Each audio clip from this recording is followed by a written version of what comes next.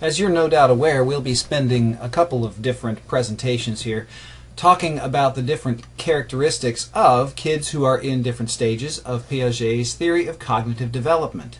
Now, let me say a couple of things. Even though you can see on this slide that what we're looking at here is the pre-operations phase, there are some important characteristics of the one that precedes this that you will do well to know. One of those is that kids who are sensory motor, not pre-operational, but sensory motor, exhibit the characteristic of object permanence, or they develop that characteristic as they are passing through that stage.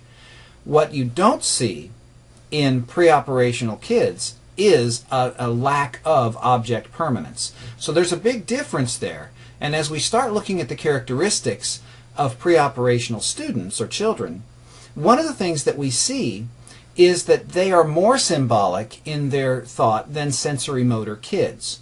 Sensory motor children can't really see sometimes the earlier on, they don't really have that symbolic thought. They can't hold a thought and have it represent a concept in their mind. It's really, if it's in front of me and I can touch it and feel it and play it and move around with it, then it's real. Otherwise, it's not. There are implications of that particular stage to instruction, but here's the thing. This is not going to be focusing on special education applications of Piaget's theory. In fact, special education applications of Piaget's theory are sort of limited. Piaget does a good job of describing the middle 70% of kids, but not a really useful job of talking about kids who are in special needs situations, whether they are on the lower or higher ends of what we would call the normal distribution. So we'll look at pre-operations. We'll begin there because most teachers are not going to have sensory motor students in their classrooms. If you are a special education teacher, one of the things that I'd recommend you do is to use the multitude of other diagnostic information that you have on those children or on those students to develop a profile of what their needs are from an instructional standpoint. So we'll go on with the pre-operational here. Now, as we're looking at pre-operations, the first thing we need to consider is, of course, that symbolic thought. And the next thing that we'll think about is their inability to engage in operations. Now, an operation is sort of mental gymnastics with a concept. So they can't hold a thought and adjust that thought in their mind and then express that physically. I'll show you an example of that in just a minute, and it'll become very clear. The other thing that they're not able to do, which we'll look at in the concrete operational stage, is they can't conserve.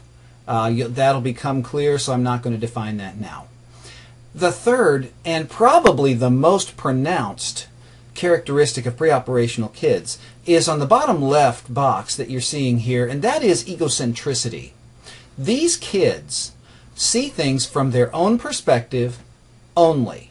It's not that we would judge them in the same way that we might think about an older child or an adult, how they're inflexible or unwilling.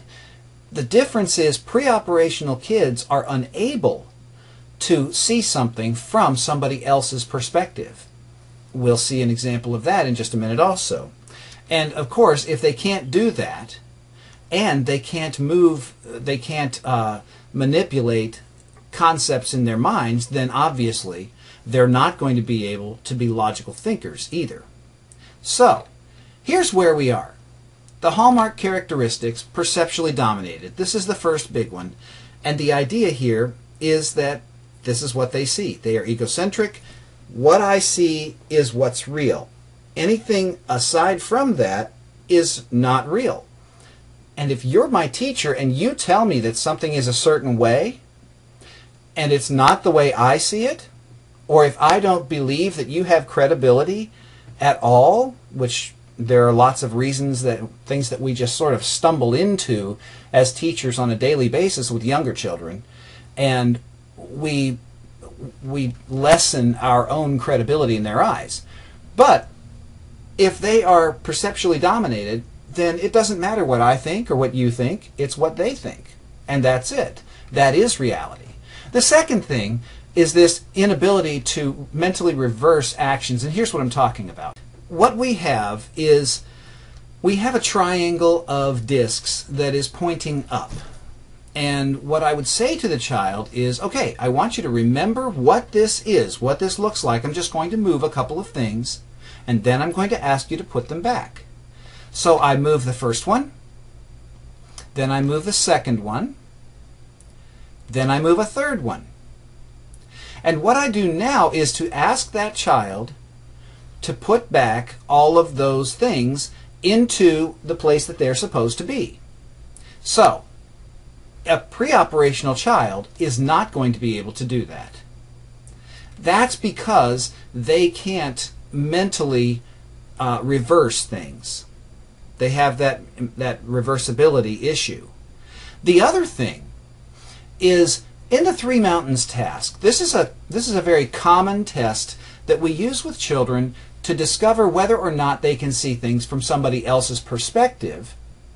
This Three Mountains task, originated by Piaget, has the child seated, as you can see below. The child is seated at position A. And as a teacher or as a researcher, I say to the child, all right, would you please describe to me what you see? And the child will describe that we have the mountain with nothing on it is closest to me and to my left, and the mountain with the cross on it is about halfway back and on my right, and the mountain with the cylinder on it is the farthest away from me and it's sort of in the center. And then I say, okay, great. Then I take the board and this is a different view for you, but I, as a teacher, will be seated at perhaps position B, or maybe C or D, whichever. And instead of asking the child, what do you see? I'll ask the child to describe what I see. The child who is preoperational will tell me exactly the same thing, no matter where I am seated. They'll tell me what they see. The child who is overcoming that preoperations may or may not get it right. They may not describe what I see, and if let's say just that I'm at position B. So at position B, what I see is I have the cross that is in the middle and closest to me. Then on the right and halfway back, I have the mountain with the cylinder, and furthest back with nothing on it is the mountain the mountain with nothing on it. So I have that. If the child recognizes that I have a different view but can't name it, that's okay, because that means they're on their way to being able to recognize this difference of perspective. But again, the preoperational child will demonstrate that there is no difference, and that is egocentricity or perceptual dominance.